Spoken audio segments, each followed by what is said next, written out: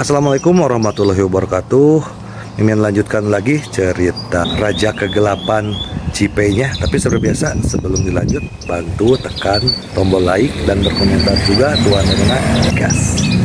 Bab 1229, bisakah aku jatuh cinta pada wanita itu?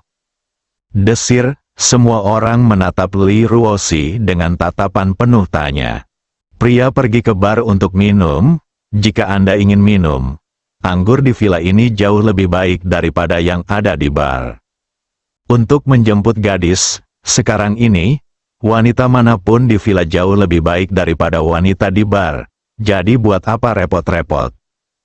Hanya ada satu alasan, mencoba sesuatu yang baru.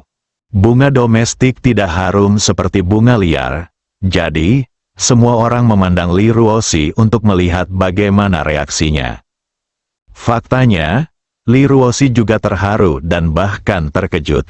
Dia tidak menyangka Ji Fei punya ide seperti itu, karena ini di luar dugaannya. Dia tidak ingin pergi ke tempat seperti itu. Saya bahkan benci pergi ke tempat seperti itu. Matanya tertuju pada wajah Ji Fei. Sebelum dia sempat berkata apa-apa, Ji Fei tersenyum dan berkata, "Kita akan berangkat dalam 5 menit. Siapapun yang tidak keluar tidak akan pergi." Dahi, para wanita itu menatap Li Ruosi dengan kaget. Dia benar-benar akan pergi.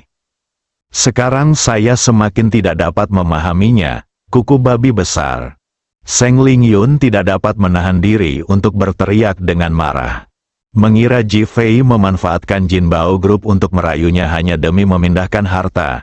Dia pun marah dan tak kuasa menahan diri untuk tidak berkata begitu. Kata-katanya kembali menarik perhatian wanita lain. Mereka memandang Ji Fei dan mendapati bahwa dia tidak peduli. Sebaliknya, dia menatap Seng Lingyun. "Lingyun, di mana aku saat pertama kali bertemu denganmu? Apakah kamu ingat?" Tempat parkir klub malam Drunkenness, Seng Lingyun berkata tanpa pikir panjang. Mengapa demikian? Ji Fei mengangkat tangannya dan menggaruk kepalanya, berpura-pura tenggelam dalam pikirannya. "Saya ketua klub malam Zui Seng Mengsi. Ada apa? Apakah ada gadis di klub malam Zui Seng Mengsi milikmu?" Ji Fei bertanya dengan wajah tiba-tiba berseri-seri. Seng Lingyun tidak bisa berkata apa-apa karena benda itu ada di sana. Bukan karena dia ingin memilikinya. Di satu sisi, dia perlu memenuhi kebutuhan pelanggan. Di sisi lain, beberapa wanita memang menghadapi kesulitan hidup dan perlu mencari nafkah. Oleh karena itu, dia mengizinkannya. Tapi dia punya 2 prinsip. Yang pertama ialah Anda tidak boleh main-main di klub malam Zui Seng Mengsi, dan yang kedua ialah Anda tidak boleh menindas para wanita di klub malam Zui Seng Mengsi. Kalau tidak, dia tidak akan pernah membiarkan mereka pergi. Karena itu, banyak orang sangat menghormati Seng Lingyun. Itulah sebabnya klub malam Zui Seng Mengsi memiliki wanita dan sangat bersih. Sekarang Ji Fei bertanya, dia tidak tahu bagaimana menjawabnya. Untuk waktu yang lama, setelah Seng Lingyun selesai berbicara, dia menatap Ji Fei, bertanya-tanya apa yang akan dia lakukan. Ji Fei tidak berbicara secara langsung, tetapi menoleh untuk melihat Li Ruosi. Di negeri naga kuno, siapa nama bos tempat seperti itu?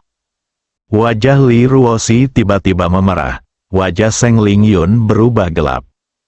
"Ji Fei, pergilah ke neraka." Dia mengambil cangkir air di meja kopi dan melemparkannya ke arah Ji Fei. "Berani sekali dia menyebutku pemilik rumah bordil. Ini sungguh menyebalkan. Aku memanggilnya kuku babi untuk melampiaskan sedikit kekesalanku. Tetapi dia tidak punya belas kasihan padaku dan menindasku seperti ini. Itu benar-benar membuatku marah setengah mati." Haha, Ji Fei menangkap cangkir air dan tertawa penuh kemenangan. "Aku mau ke bar." Seng Lingyun berdiri. Dia ingin melihat apa yang akan dilakukan Ji Fei. "Aku juga ikut." Li Ruosi juga berkata. Beberapa wanita lain juga berdiri dan setuju untuk pergi. Ji Fei mengatakan mereka akan berangkat dalam 5 menit. 5 menit kemudian, hanya satu wanita yang keluar. Dan itu adalah Feng Huang. Karena dia tidak perlu memakai riasan atau berdandan. Wanita-wanita lainnya semua berlarian untuk berdandan dan merias wajah. Semua ingin menunjukkan sisi tercantik mereka. Riasan dan busana wanita adalah musuh waktu. Ji Fei terus melihat waktu tetapi tidak keluar. Tuan, apakah Anda pergi ke sana karena masalah Chen Gu? Phoenix bertanya secara proaktif. Ji Fei mengangguk. Aku akan tinggal bersama mereka di sana. Kamu berkelilinglah dan cobalah untuk menemukan beberapa petunjuk. Jika kamu tidak memilikinya, ingatlah untuk kembali lebih awal dan aku akan mencarinya lagi. Phoenix segera mengangguk. Kita akan masuk secara terpisah kalau begitu. Ji Fei setuju. Setengah jam kemudian, 5 mobil meninggalkan Hui Chuyuan Villa nomor 1 dan bergegas menuju Charm Bar. Phoenix tidak ikut bersama mereka, tetapi sengaja bertindak sendiri. 20 menit kemudian, Ji Fei dan yang lainnya memarkir mobil di depan Charm Bar, yang langsung menarik perhatian petugas keamanan. Bukan hanya karena 5 mobil mahalnya, tetapi yang lebih penting, keindahan dalam mobil-mobil itu. Mereka melihat wanita datang dan pergi ke sini setiap hari. Dan kecuali si Kou Ning Sui, tokoh utama Charm Bar, mereka belum pernah melihat wanita secantik itu. Tatapan matanya ke arah Ji Fei dan yang lainnya begitu tajam. Bahkan dia berharap bisa menatap mata mereka dan tidak pernah menatap mereka lagi selama sisa hidupnya. Ji Fei memimpin para wanita itu ke Charm Bar di bawah pengawasan ketat para penjaga keamanan. Bar baru saja dibuka, tidak banyak orang di dalam, dan suasananya pun relatif sepi. Ding ding dong, suara piano, seperti suara aliran air mata air pegunungan, bergema di dalam bar, membuat orang merasa sangat nyaman. Ji Fei, kamu sangat berpengalaman dalam clubbing, dan kamu ternyata bisa menemukan tempat seperti ini. Meskipun Seng Lingyun puas dengan lingkungannya, ia masih menyatakan ketidakpuasannya. Ji Fei tidak menjawab, tetapi melihat sekelilingnya dan melihat seorang wanita berpakaian putih dengan rambut terurai di atas panggung, sedang memainkan piano dengan penuh konsentrasi. Dia memikirkan apa yang dikatakan Bai Song tentang Chen Gu yang naik ke panggung, dan menatapnya. Seng Lingyun tidak mendengar jawaban, jadi dia menatap Ji Fei, lalu pandangannya tertuju pada wanita di atas panggung. Meskipun cahayanya tidak terlalu terang, hanya garis samar yang memberi orang perasaan kegembiraan dan kedekatan yang tak dapat dijelaskan, terutama kemurnian yang mengalir alami dari wanita itu, seperti selembar kertas putih. Dia benar-benar memiliki sedikit temperamen seperti Suster Sui Yao. Huo Lei tidak dapat menahan diri untuk tidak mendesah. Li Ruoxi menatap Ji Fei, mengangkat alisnya, dan pandangan bertanya muncul di matanya. Ji Fei sudah mengalihkan pandangannya dan menatap pelayan yang datang. Carikan aku tempat yang luas. Tuan, kami punya kamar pribadi di sini. Apakah Anda tidak membutuhkannya? Tatapan mata pelayan itu menyapu wajah Li Ruoxi dan yang lainnya. Dia langsung terkesima dengan kecantikannya, memperlihatkan ekspresi keterkejutan luar biasa dan kegembiraan mendalam. Tidak perlu, kami hanya ingin berada di lobi dan merasakan suasana yang lebih intens. Ji Fei menolak. Pelayan itu tidak mengerti apa maksud Ji Fei. Dia menatap wajahnya 2 kali, dan bahkan ada kilatan penghinaan dan ejekan di matanya. Dengan wanita yang begitu mencolok, Anda takut mengeluarkan uang. Sungguh pelit pria, jika para pemuda yang datang ke sini dan menghabiskan banyak uang untuk si Kou Ning Sui di atas panggung melihat ini. Saya bertanya-tanya berapa banyak dari mereka yang akan berinisiatif mengundangnya. Aku jadi penasaran apakah wanita-wanita ini masih menghargai orang desa ini. Apakah ada tempat, Ji Fei sedikit tidak senang ketika melihat pelayan itu tidak bergerak. "Silakan lewat sini." Pelayan itu menahan rasa jijiknya dan berbicara cepat. Dia sudah berpikir untuk memberitahu tuan dan bos muda tentang wanita cantik ini dan membiarkan mereka memperjuangkannya. Ji Fei mengabaikan pikirannya dan mengikuti pelayan ke sudut timur laut. Ada meja untuk lebih dari selusin orang. Ji Fei sangat puas dan segera mengatur semua orang untuk duduk. Meskipun Li Ruoxi dan yang lainnya tidak tahu mengapa Ji Fei tidak menginginkan kamar pribadi, mereka duduk dengan sangat santai. "Apa yang ingin Anda pesan, Tuan?" Pelayan itu memandang Ji Fei dan bertanya. "Bisakah aku memesan wanita itu?" Bab 1230 Sikou Ning Sui. Ledakan. Adegan itu bagaikan bom yang meledak, dan semua orang melihat ke arah jari Ji Fei, yang ternyata adalah wanita di atas panggung. Li Ruoxi bahkan menyilangkan lengannya di depan dadanya, menatap Ji Fei dengan seringai di bibirnya, membayangkan dia mencium Seng Lingyun di tempat lelang di pusat konvensi dan pameran. Meski pasif, dia sangat menikmatinya. Apa gunanya datang ke sini untuk membuat masalah lagi?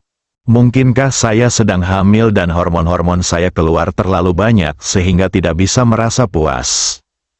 Namun, Seng Lingyun dan Huo Lei yang berada di sampingnya mengizinkan Ji Fei untuk bersama mereka, tetapi dia tertarik pada wanita jalang semacam itu di bar, yang membuatnya sangat kesal. Apakah laki-laki benar-benar dilahirkan untuk menjadi rendah? Pada saat ini, bukan hanya dia saja yang menjadi marah, bahkan Seng Lingyun dan yang lainnya pun ikut marah. "Oh," pelayan itu tidak dapat menahan tawa dan berkata, "Tuan, Nona Sikou Ning Sui adalah andalan charming bar kami. Dia hanya menjual seninya dan bukan tubuhnya." Mendengar ini, Ji Fei tampak berpikir dan tidak mengatakan apapun. Dia hanya melihat Sikou Ning Sui di atas panggung. Nama keluarga Sikou mengingatkannya pada dua orang. Salah satunya adalah Sikou Siong, master pertama Longtang. Salah satunya adalah Ibu Longker, Sikou Jinyan, yang juga Sikou Jinyan yang jiwanya ada di tubuh istrinya, Li Ruoxi. Semula ia memilih wanita ini langsung karena melihat wanita itu terlihat lemah dan tak bertulang. Tetapi dia menguasai ilmu bela diri dan sangat ahli di bidangnya. Berpikir bahwa Chen Gu menghilang setelah menjabat di sini, hal itu mungkin ada hubungannya dan dilakukan dengan sengaja. Dia tidak menyangka akan mendengar nama keluarga ini, yang membuatnya waspada lagi. Karena Ji Fei terdiam dan terus menatap Sikou Ning Sui, pelayan itu pun semakin merendahkannya. "Tuan, jika Anda ingin jatuh cinta pada Nona Sikou Ning Sui, saya yakin Anda tidak akan bisa meninggalkan bar yang menawan ini malam ini." "Oh," Ji Fei menunjukkan senyuman di wajahnya, yang memperlihatkan ketidakpercayaannya dan bahkan penghinaan yang tak terlukiskan. Hal itu membuat pelayan itu semakin marah. Beberapa hari yang lalu, seorang pria mabuk dan bergegas ke panggung untuk menganiaya Nona Sikou Ning Sui, tetapi dia terjatuh. Setelah itu, dia dipukuli seperti anjing oleh semua orang di tempat kejadian dan diseret keluar. Ketika pelayan itu bercerita tentang kejadian itu, dia bukan saja tidak menaruh simpati, dia malah merasa sangat lega dan merasa bahwa anak itu memang pantas untuk dipukul. Ketika Ji Fei mendengar berita itu, matanya berputar, dan dia mengeluarkan selusin dolar dari sakunya dan melemparkannya ke nampan pelayan. "Saya ingin mendengar detailnya." Pelayan itu awalnya memandang rendah Ji Fei, menganggapnya miskin. Dia tidak menyangka dia begitu murah hati. Matanya langsung berbinar. Dia melirik Li Ruoxi dan wanita lainnya. Mereka tidak merasa sedih dan malah merasa lebih lega. Lagi pula, sekalipun dia tidak bahagia, hal itu tidak ada hubungannya dengan dirinya. Dia tidak bisa melawan uangnya. Dia segera menyingkirkan rasa jijiknya dan malah menunjukkan raut wajah menyanjung. "Ku dengar pria itu adalah Chen Gu, pemilik Hotel Huayu. Kau tidak tahu, orang itu seperti orang kerasukan. Bahkan setelah dipukuli seperti anjing, dia masih menyerbu ke depan dan melemparkannya keluar. Dengan napas terakhirnya, dia masih meneriakkan nama Siko Ningsue. Ketika Ji Fei mendengar ini, ekspresinya tetap alami, tetapi kemarahan sudah membuncah dalam hatinya.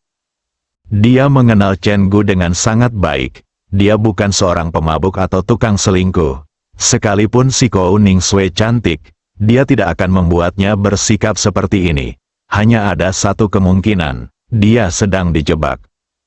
Li Ruoxi, Seng Lingyun dan lainnya yang awalnya sangat marah, teringat orang ini ketika mereka mendengar pelayan berbicara tentang Chen Gu, mengira bahwa mereka belum melihatnya akhir-akhir ini.